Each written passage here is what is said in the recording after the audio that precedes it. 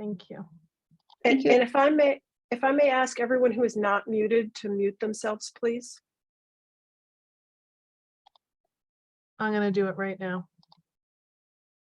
And then Brooke, Denise, you just need to unmute again. Thank you, Erica. Okay, I'm calling to order the pre-working group for the short-term rental working group on Tuesday, September 20th at 4 p.m. So here's the script for remotely conducted open meetings. Members of the public wishing to participate in the meeting must use their full name for Zoom access. If full names are not used, people will not be allowed to participate in the discussion. The town reserves the right to remove any member of the public from the meeting who doesn't use a full name or acts inappropriately. As a preliminary matter, I am the temporary chair of the pre-work group. Please permit me to confirm that all members and persons anticipated on the agenda are present and can hear me. So I will start with Brooke Moore. I'm here. Thank you. Matt Fee. Here. And I'm not sure when Jason will be dialing in. Who am I missing? Dave. Dave, Dave. Yeah, so we're missing Dave. I'll text him. Thank you. And then staff, when I call your name, please respond in the affirmative. Erica Mooney. Present. Thank you. Good afternoon. This open meeting of the pre-work group for the short-term rental working group is being conducted remotely pursuant to Chapter 20 of Acts of 2021. Ensuring public access does not ensure public participation unless participation is required by law. This meeting will feature public comment at the end of the meeting. For this meeting, we're convening by video conference on the Zoom app as posted on the town's website, identifying how the public may join. Please note that this meeting is being recorded and that all attendees are participating by video conference. Accordingly, please be aware that other folks may be able to see you and to take care not to screen share your computer. Anything that you broadcast may be captured by the recording. Before we turn to the first item on the agenda, I'm going to cover some ground rules for clear and effective conduct of our business and to ensure accurate meeting minutes. I will introduce each speaker on the agenda, and then I will invite the other members to provide any comments, questions, or motions. Please remember to mute your phone or computer when you're not speaking, and please remember to speak clearly in a way that helps generate accurate minutes. And each vote taken in this meeting will be conducted by roll call vote. Okay, so I've called to order, and we had the audio and video announcement, and I guess I could ask for an approval of the agenda. It has two items on it, but may I have an approval of the agenda? So moved. Second. Thank you. Thank you. By roll call, Brooke, Yes. Matt, Yes.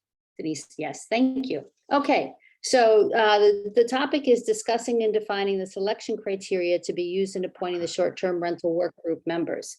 And the idea of today's meeting is not so much of saying what are the exact criteria, but to talk about, are there any potential issues that might be limiting factors that we should be in agreement on prior to the actual appointment process tomorrow. So for example, I'll use an example and then I will invite Brooke and Matt to see if they have questions. If someone works in real estate off island, does that preclude them from being on the committee when people who work in real estate on island are precluded because of conflict of interest? So that's one of the examples I have. So Brooke and Matt, I'll open it to any thoughts you might have about that. So I actually reached out to town council and asked this question, and he indicated that he did not think it would be a conflict for someone who works in real estate off island, in the same way that it was for someone who works on island. So I just make that statement. I'm sorry, Brooke, you broke up. You broke up. I'm So sorry. that's okay. So you're saying it's okay if they work in real estate off island, they can still participate without an issue about conflict of interest here on Nantucket.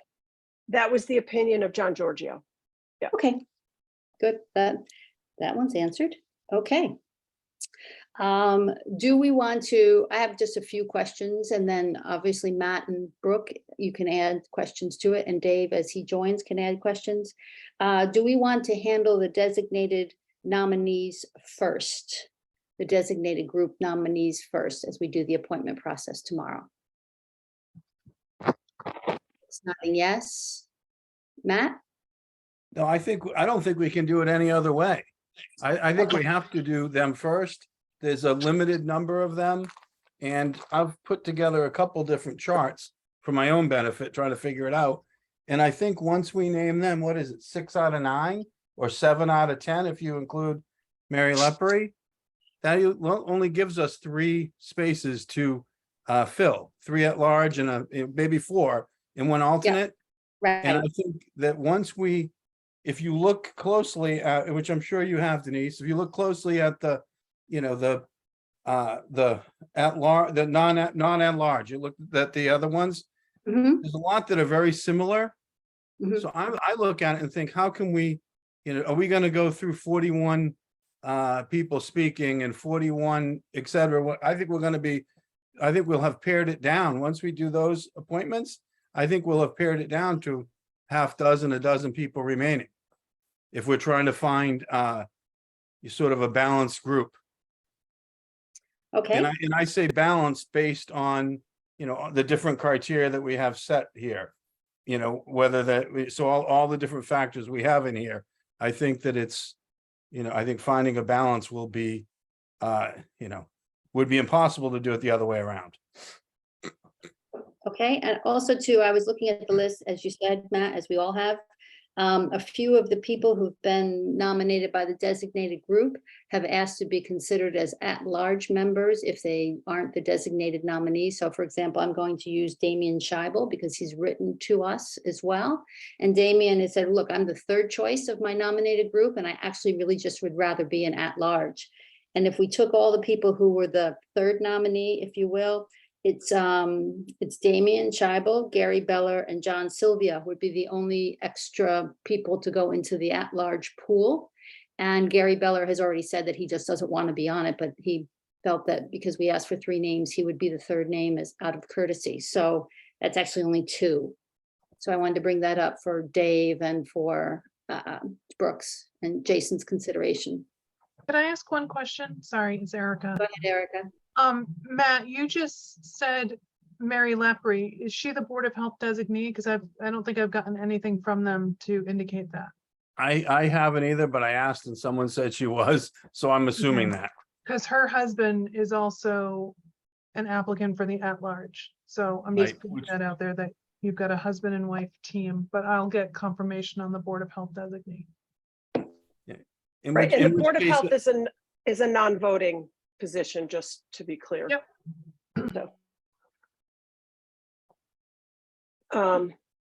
I actually think that folks who were nominated by one of the groups that has a seat would not be eligible for the at-large seat, for the idea of creating as diversely representative a group as possible. So that would be, that was my understanding of how this would go, that they would not be eligible for the at-large seats. Jason or Dave, do you want to weigh in on that? Yeah, I don't think that they should be available for at-large seats, but I just want to get something clear in my head. We're still going to vote on these special interests. They gave us 3 people. They gave us their preference on who did what, whether they're primary or secondary, but we still vote, right? Because that's why we asked them to give us 3 names, correct? That's my understanding. We did, however, not get 3 names from everyone. So, Yeah. Matt? And that puts us in a bit of a quandary. That means we either ask people like Affordable Housing to give us 3 names and, the FinCom to give us 3 names if they have 3 that aren't conflicted, or we ask other groups that have only given us 1, or we, so I think, so it's kind of difficult.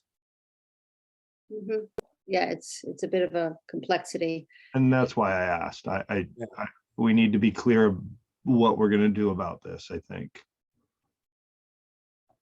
So, Brooke? Denise, if Yeah, I go may, ahead. Yes. I know from the housing group's perspective, it was actually hard to find people who could commit the time. and there's plenty of people who are interested, but they felt at the time they could not commit the hours, and that was a challenge. And given the way this has come and the way the nominations have been proposed to us, I had originally thought we would have 3 names and we would select a primary and an alternate from among them, but I hadn't really thought through the time commitment piece of it, and that it's enormous. And so I'm actually comfortable accepting the nominations as they've been given to us as the primary and alternate by the groups that could name someone. And I know the housing folks are working on another name as an alternate as well. So I'm sort of comfortable accepting the nominations as they've been proposed, and then, but I don't know how my fellow group members feel. I'm all right with it. I'm sorry, Denise. Go ahead. No, go Okay. ahead. It's supposed to be a discussion. Dave. I'm okay with that. There's one name as a primary that I really think they should contact the state about a conflict. I don't, no need to name names now, but other than that, I'm comfortable with that. I think that we know where these groups are coming from, and this is going to be part of our adventure to try to balance everything out. So I think I'm all right with it. Other than that, I think one person that should just listen. I'm more than happy if the state comes back and says all good, but I think that it should be looked into. Thanks. Thank you. Moving on for a moment to the when we have to vote for the at-large members. I was thinking that, for example, I would personally vote for 2 residents and 2 non-residents in order to make sure that we have a balance, because I thought it was appropriate at the end that we have as many, we try to have, it's not going to be half-half with 9, obviously, unless somebody is able to live in Nantucket Harbor in between the 2. So I was thinking that as we consider our voting, maybe we look at the candidate pool in that way to split resident to non-resident. There's, obviously other categories to split, but I felt that resident to non-resident was probably the primary category to get the representation, as balanced as possible. And I'm looking forward to seeing what the rest of you think about that. Matt had a great point yesterday when I was chatting with him. I'll let him go.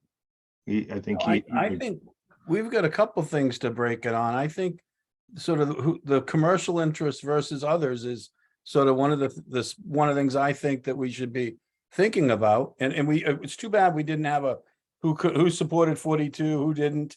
That would have split people pretty clearly. People are on the record. We know how 2 or 3 of these people have voted.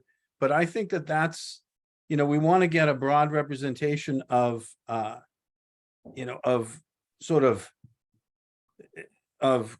people, commercial interests, people with, residents. We want to have, I would like to see a couple more housing people. And I think there are people in there that cover both aspects. I would like to see sort of a split. Right now, it's skewed a hair toward, when I look at it, 1, 2, 3. If we pick the 7 people, I've got them on a grid here, the 7, I think we've got 3 or 4 that are fairly, fall one way that have to sort of be balanced. I think 2 could be seasonal, 2 could be around. It could be 3 to 1 way or the other. But I think I'm more worried about sort of making sure that we have a group that the public believes represents all the viewpoints, and actually does represent all the viewpoints. So that poses a question, Matt, of say, for example, we go through the appointment process and we come up with the 9 names, yeah? And then do we then take a pause and say, let's take a look at those 9 names against the categories that we asked about and see if we have any of them more heavily weighted toward owns an STR versus doesn't own an STR or something like that. And then say, okay, well, because of that, we then have to, revote this is where it gets, this is why in my head, I tried to put, how am I going to vote that am I going to make sure that after reading all the applications and doing my, taking Brooks' document and color coding it, am I going to then have to make some decisions from that standpoint? So that's, Brooke and Dave and Jason, I would like to hear from all of you. Brooke, you're up first. So Denise, when you and I originally talked about the actual voting process, I had thought we would just apply the regular select board voting process. And I realized with this, it doesn't work for this. And I was thinking about it today and I thought perhaps what we should do is vote one at-large seat at a time. Okay, And then reassess after we appoint to a seat, look okay, at the balance, then talk about what's missing in terms of people's experience or geography, or whether they own an STR, whether they're a homeowner, whether they're a business owner or not, those kind of criteria. And so we just sort of do them one seat at a time, and that way we can be rebalancing with each successive vote, rather than having vote them and then have to go back and debate whether we need to rebalance after we're done. that makes sense, Brooke. I like that. Yeah. Dave, were you gonna say? No, something? I like 100% like what Brooke is saying. I think Matt and I had a short discussion about what are we gonna do when we get down, or when the choices are complete and we look at the group and they're completely unbalanced, and how do we go backwards? So I think Brooke's idea is genius, and it will help us make those adjustments on the fly, I think. Thanks, Dave. Jason?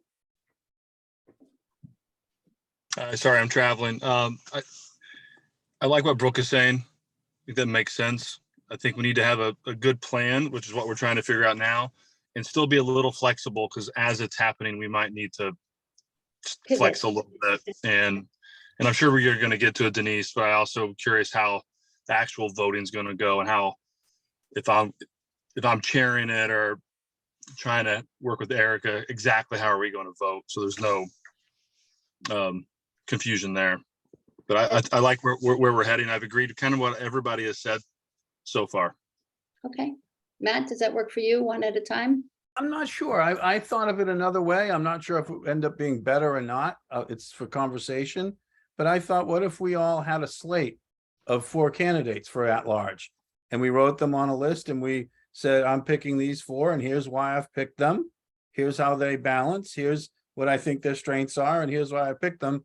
And then we see how many are in common, and then adjust from there. I worry a little bit that if we do one vote,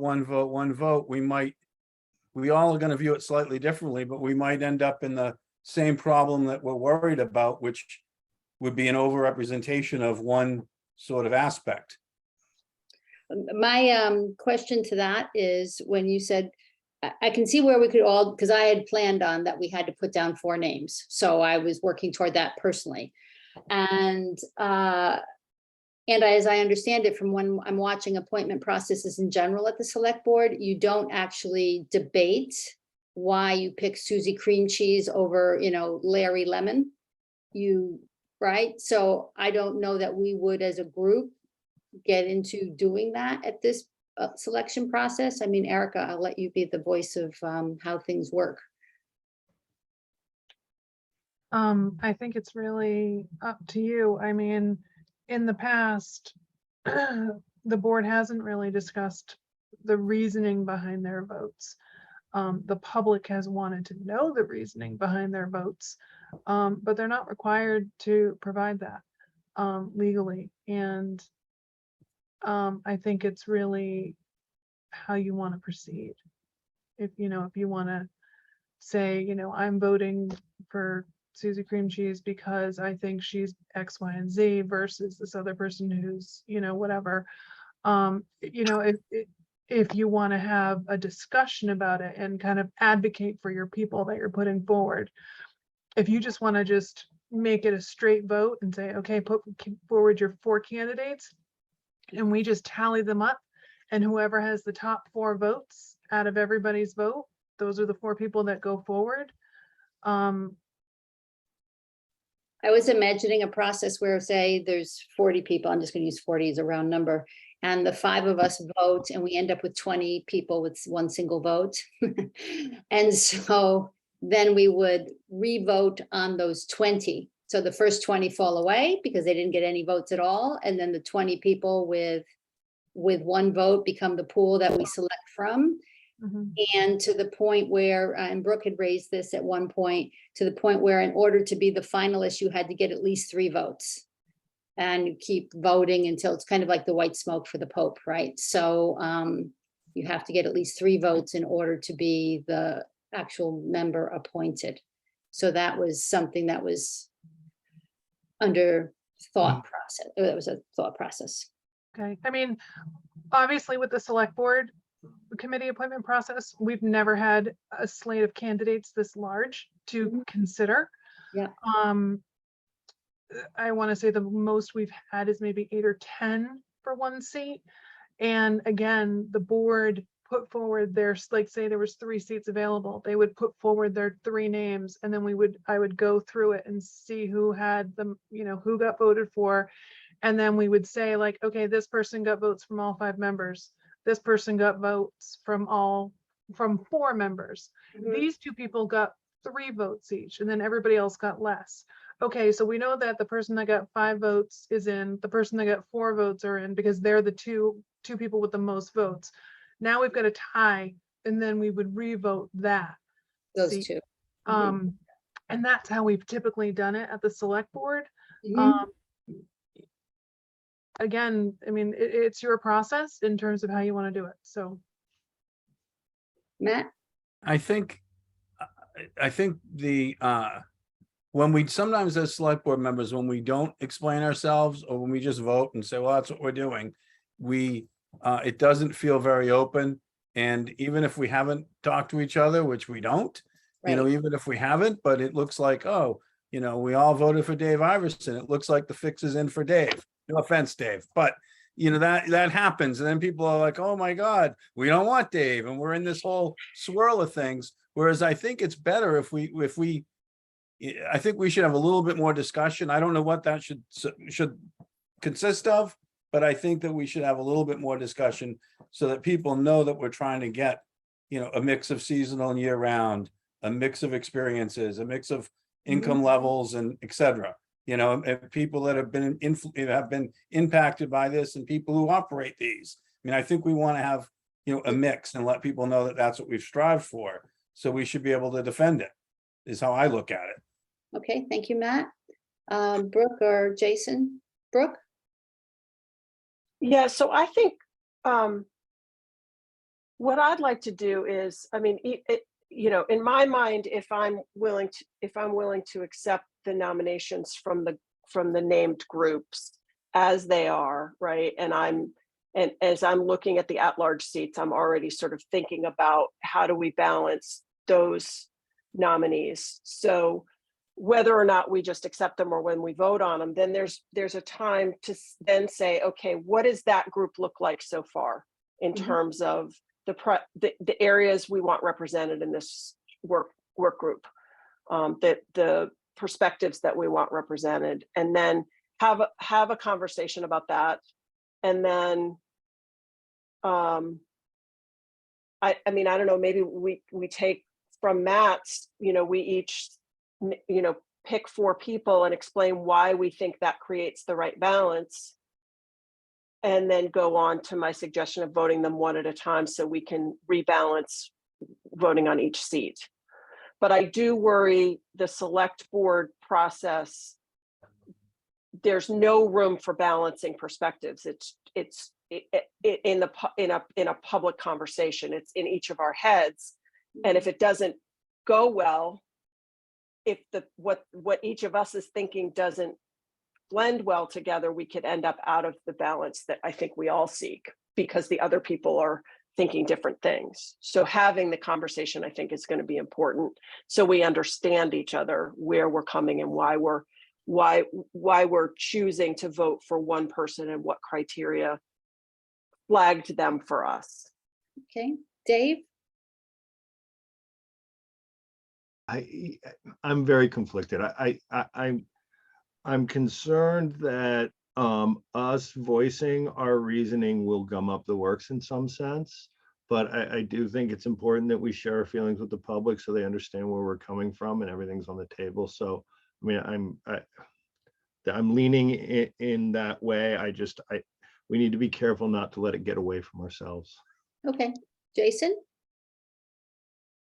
Thank you, Denise. I think it's important for us to talk about the why behind our decisions, but I think there's a way to do it to stay professional and to say what we want, not who we don't want, why we don't want that person. If we stay away from that and say, look, I want Joe Smith because he represents this and it balances it out.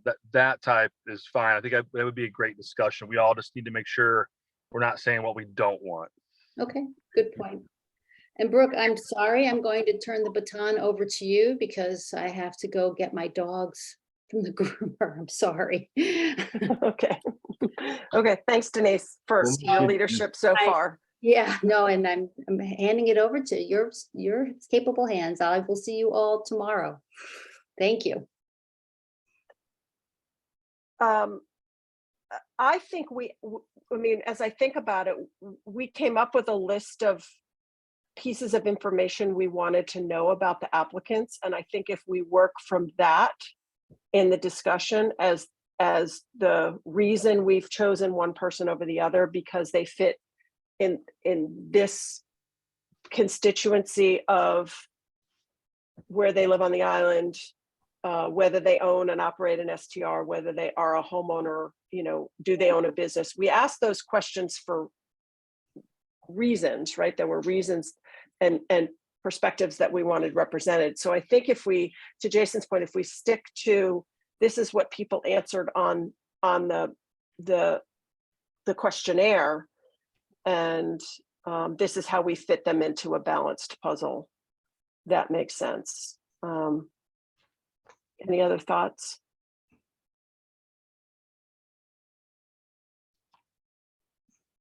Awful quiet. Brooke, Jason? can I summarize? So we're going to start with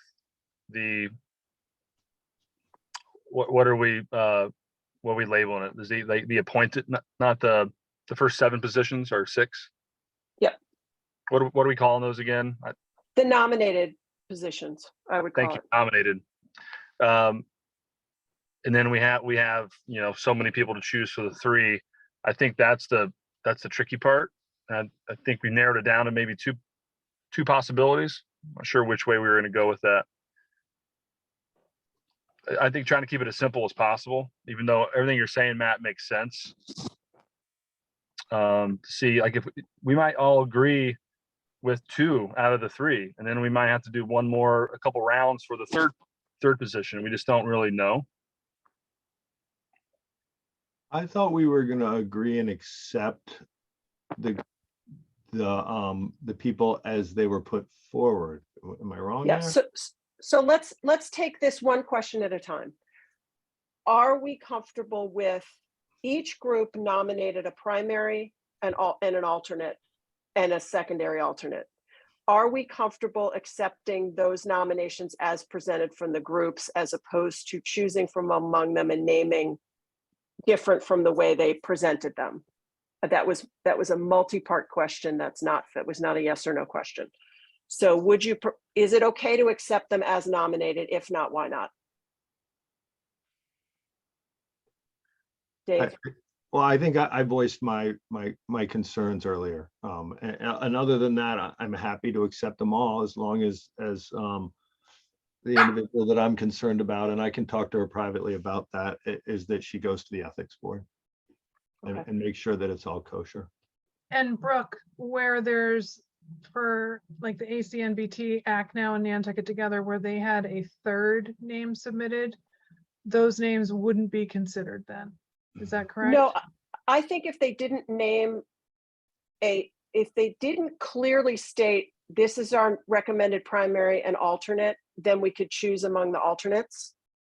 Okay, because I thought that Most well, of them maybe did, I wasn't think. I clear. think all of thought them, I most think all of them did. I think all of them did. I think all Yeah. of them said, we nominate this person as our primary and this is our first alternate. and our second alternate. So we So accept you the would, so primary. you would put like Gary Beller, John Sylvia, and Damian Shable back into the group of the at-large applicants. No, so that's another question. That's So a what we're second saying is those second alternates are now off.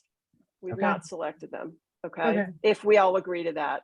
Does that, Matt and Jason, are you okay with that? I am, because if we don't do that, I think we will not end up with a balanced committee.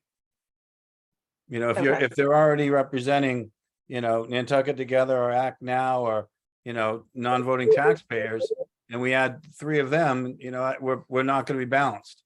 So yeah, I'm fine with that, and it would make our our second selection easier. Jason, are you comfortable with that? Yeah, I think so. I think we can agree on a kind of way forward, and then we have to go through the process tomorrow. Okay. So as a matter of consensus right now, we're accepting the nominations for primary and alternate from the nomination groups as presented. Unless something changes between now and tomorrow, someone bows out or whatever. Okay, so then question number 2 was, and some of us voiced opinions, but let's make a decision. Do we allow those who were now not selected from those groups to be in the at-large pool? Yes or no? I say no. I say no. I think even if we said yes, we would probably not put them in anyway, because they're already part of a certain group. So I agree with Dave and Matt. Okay, so I think we all agree on that. So the third nominees from the groups are not going into the at-large pool. Okay.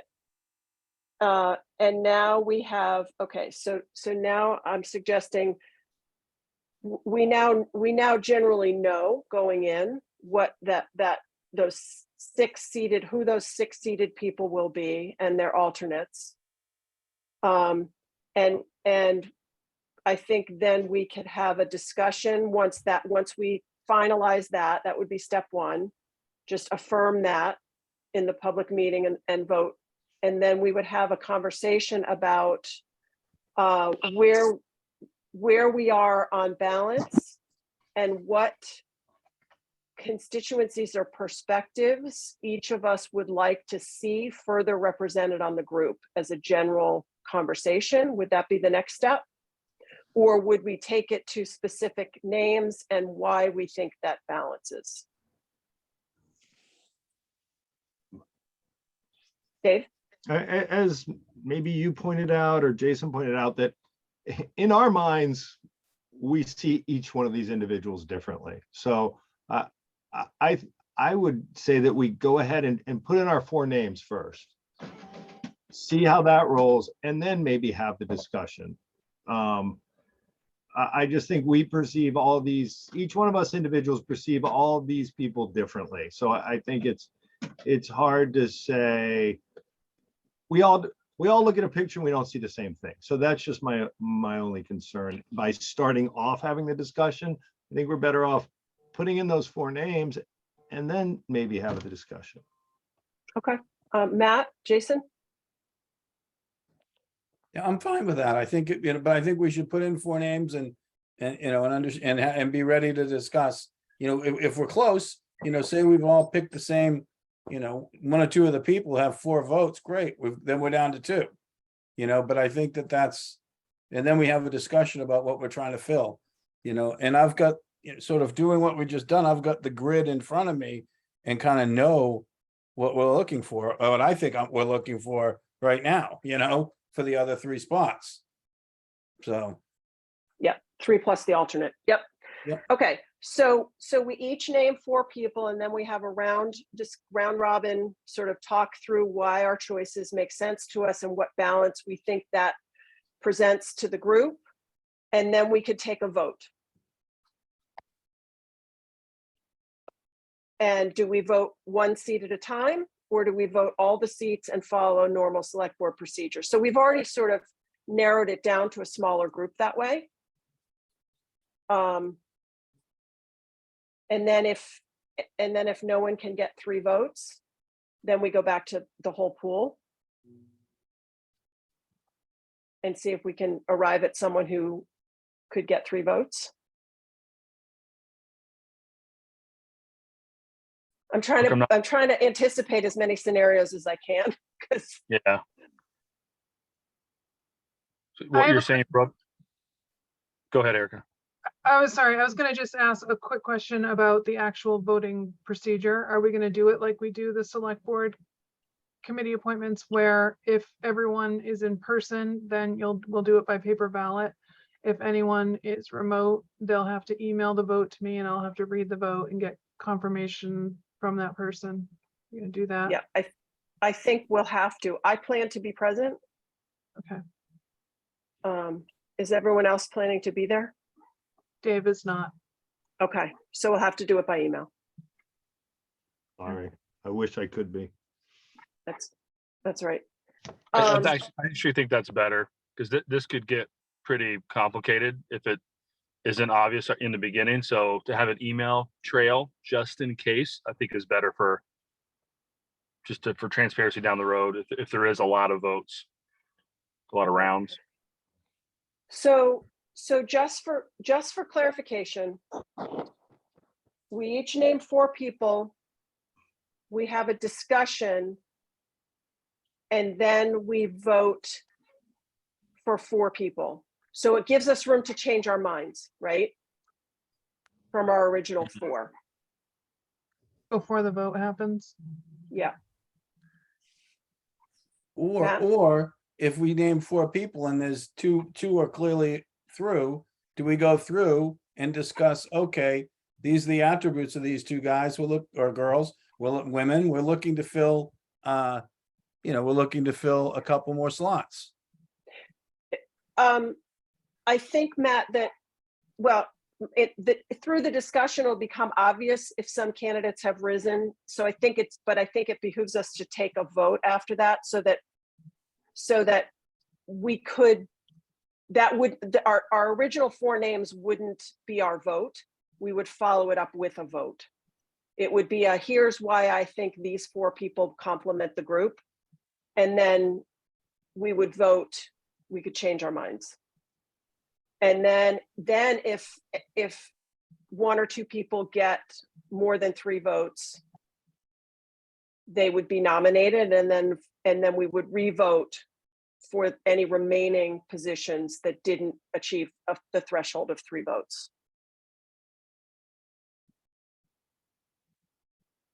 As I'm long good. as we're okay with having a very long night potentially, because if we vote for the 4 at large, and let's say two spaces get filled, and then we get to talk about it, that could be a long conversation, and someone changes, Dave moves, I move, and now we're down to 1. I mean, it could, I don't know, I'm leaning towards, if we've already agreed with our votes, we voted in, we talk about why, then we go into the remaining at large. I don't mind spending 2 hours on this. I'm just trying to think of us not going in circles. And just a reminder too, this is not your only agenda item on the I know. agenda tomorrow night. We also have a other business. I Matt? had a question. What were we giving all these, here's just and I don't have the answer. Are we allowing all these people 2 minutes to speak before we do this, or are we doing this and then asking people to speak? What's the protocol that you guys have thought about? Good question. That's why we're here today, to talk through all of this. I've told every candidate that they are going to have an opportunity to speak on their application, because I thought we were following the select board committee appointment process for that.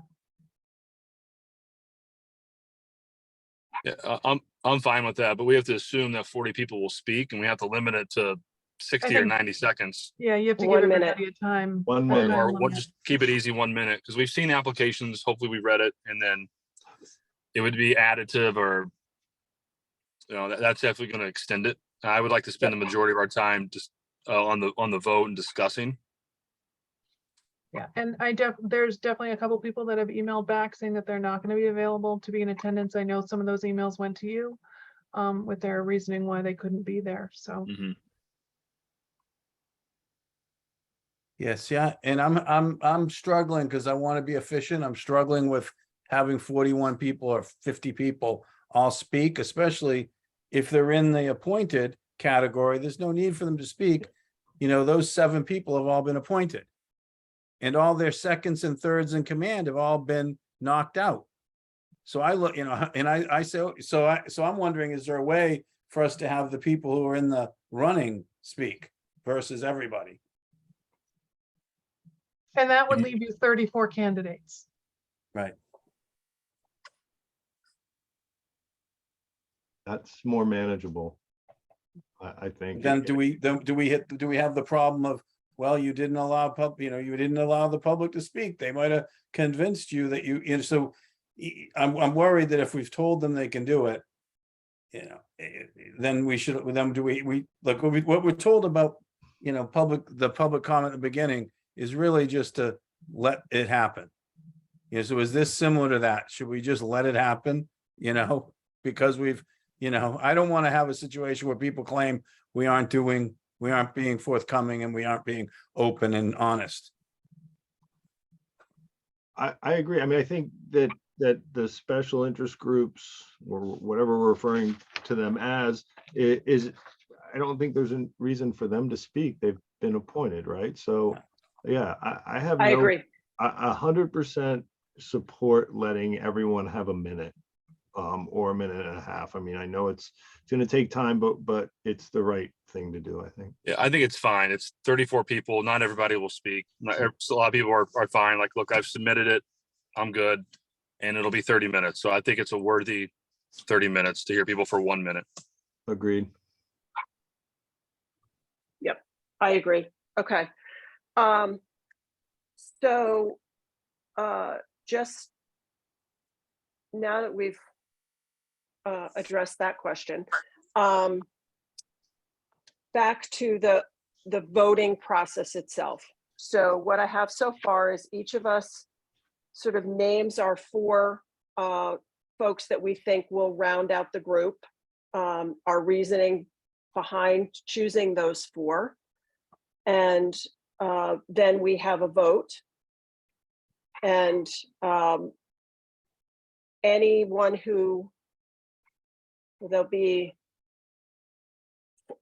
achieves 3 votes or more is appointed unless there's a tie. And then we revote like we do with the select board process. So the minimum 3 vote is the criteria. Yep. Okay. And then if we have a whole bunch of people at 3 votes, we revote until we narrow it down to the ones that have the most votes. Does that make sense, you guys? It Matt? does, as long as we're flexible. If we get, the first two in and it's skewed one way and there's nobody left to fill one direction, I think we should be flexible and be able and talk about it. I know I will. If I look at it and think, okay, this is too much one direction, then we have to rein it in. I'll say something from my perspective, but I think all of us should feel comfortable to say that. Or we could go back to my suggestion of doing 1 seat at a time. And rebalancing after each vote, which could take it could be more protracted, but thank you to the public for listening to us ponder this out loud, just saying. It's important we do this today rather than tomorrow night. If, Brooke, if we were to do 1 seat at a time, like you suggest, how would each individual put one name in for the first vote? Because that seems like that would take a very long. Right, time. right, right. Yeah, I'm So- just trying to wrap my head around it. So it's unlikely that we will get all 4 seats seated with 3 votes, more than 3 votes in the first round of voting. So I think maybe to what Matt said is after the first round of voting, there'll be people appointed and then we'll rediscuss the balance and then take another vote. How's that sound? I'm fine, as long as we all are comfortable with having enough time and space in there to readjust our vote. I think that that's very wise.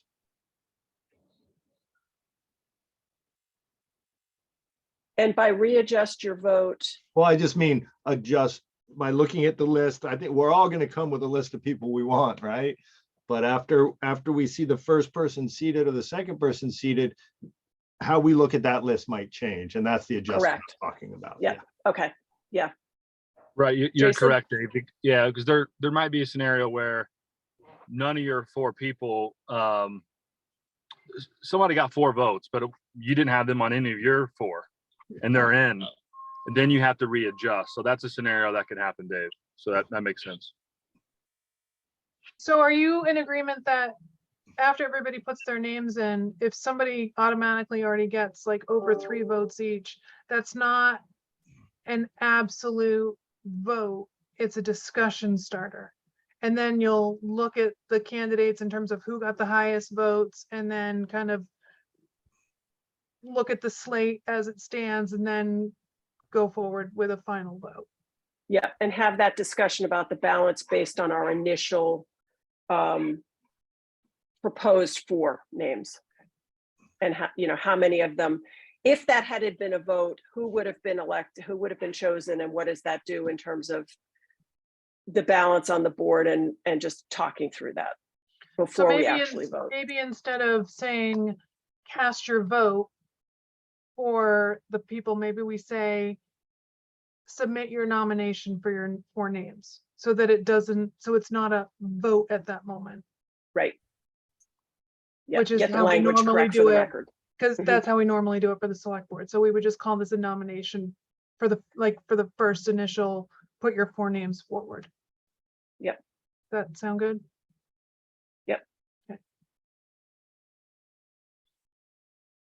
Okay. So I think we have a process. Is there anything else? The 4 of us, the public comment is on the agenda, so I want to give the 4 of us our last opportunity to speak, and then I will open for public comment, but I'm going to ask that everyone be, if you're choosing to comment, that you be extraordinarily brief. I have to leave at 5 o'clock. And so only if you, yeah, Jason? I was going to ask you, Matt and Dave, if you felt that because Denise has done a great job of facilitating all this, that if she facilitates it tomorrow, just to keep the continuity, or do you want me to do it as technical chair of the meeting that it's happening in? It's in good hands either way, I think. I'm not Okay. worried about it. Yeah. Okay, I might ask Denise to run it, but if she's said, no, it's your meeting, then I'll do it. So Denise and I will talk about that right before the meeting. Okay. Can I just real quick, bro? Yeah. Yeah, with public comment, if people wouldn't try to sell themselves for a position and Oh, just no. talk about the process, please. Process only, Yeah, yes, yeah, thank that you for would that be awesome. clarification, Dave. Thank you. Yeah. Anyone have any, John Kitchener? You need to Oh, unmute, John, John. you're muted. Just short, for those of us that have already prepared our 2 minutes, piece, I think it would be good, Brooke, if you could let everybody know that it's not 2 minutes now, it's 1 minute. Otherwise, some will be, falling over how to do that as they're trying to say it. Thank you, John. Erica, is that something you can do for us? Be a timer. Just email everybody in advance that their speaking time is going to Oh, be yeah, 1 yeah, minute yeah. instead No, I of 2. I sent out an email to everyone today. Just reminding them of the meeting tomorrow and the login for it. So I can do a response to that and just say that everybody's response will be timed and limited to, was it a minute or 90 seconds? Let's shoot for a minute, knowing that. It'll be nice. Okay. I will do that. Thank you. Sure thing. Deanne? Thank you, Brooke. I have a question. My question is a simple one. Do we know what applicants are registered voters or not? No, we do not. We know whether they are year-round residents or not. Okay. Is that it? No. And it's, yeah, okay. Jerry Ferguson? Hi, thanks. I actually have more of a comment than a question. I would like you to, in the beginning of the meeting, you said that there was no conflict of interest if a person was an off-island licensed real estate person. And I'd like to bring up that there may be a perceived conflict of interest. If they're a Massachusetts realtor, there's no reason they could not hang a shingle or associate with a brokerage within Massachusetts. If they are an out-of-state licensed realtor, there's no reason they could not refer a client for purchasing or short-term rental and receive a commission or fee associated with that. So y'all may want to think about that being, I don't know if it's a perceived conflict of interest or a real conflict of interest, but I just thought I'd bring it up. Thank you. Okay, thank you. Anybody else from the public? Okay, seeing no hands. A motion to adjourn? I'll make So that motion. moved. Second. Okay, by roll call, Jason? I saw his mouth say aye. Matt? Aye. Dave? Aye. And I say aye. Thank you, everyone from the public for coming today and watching us sort through this, and we'll see you tomorrow night. Thank you, everyone. Thanks.